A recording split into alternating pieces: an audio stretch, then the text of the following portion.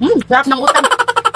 For today's video, let's gonna cook Cajun shrimps. And this is the shrimps na aking inutang kay tita na naglilikod ng isda. And let's gonna papudot the paryok. Alam mo yung paryok, ito palayok. Let's gonna papudot muna. Then we put basit nga mantika.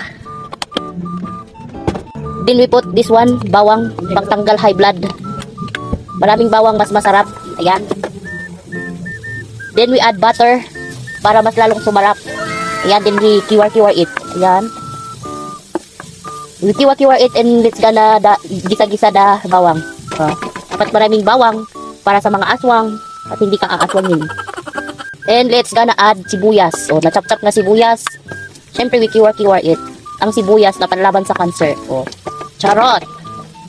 At ayan, nagisa-gisa na ang bawang. Siyempre, maglalagay tayo ng pamintang na burbur. Let's gonna timpla our sauce first. Ayan, let's kiwar muna. Let's basbasit the apoy so that it will not maksut. Okay? Okay, let's gonna put ketchup.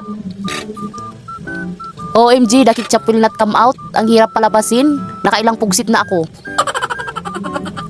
Oh, that's enough na. And let's gonna put oyster sauce. Then, tagchamiter is the key so that it will not mapaado. It will gonna be pangit ang lasa. Siyempre, let's gonna kiwar. Yan.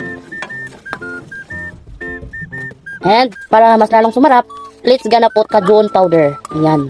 Simut-simutin. Then, we will add ketchup. Ay, not, Sprite pala to. Sprite, hindi ketchup. Let it boil. Okay? I'm gonna taste first if the ramen is sakto lang masarap. And yes, I approve the lasa. Okay? Cooking number 1 ni Mami Lynn, char. So, then I will gonna put the shrimp. Okay? O, diba? And I will kiwar it so that the shrimp will be luto. Yan. Then let's put a kalob for a few minutes. Oh, luto na.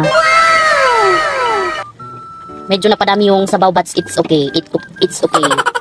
Sauce pa lang. Ulam na yan. O, yan. Cajun shrimp na utang. O, diba? Sarap ng inutang. Then, let's gonna taste our Cajun shrimp na utang. Sukat. Taste number 1. Mapapadami ang kain. Let's the sabaw also. Harap. Let's gonna eat.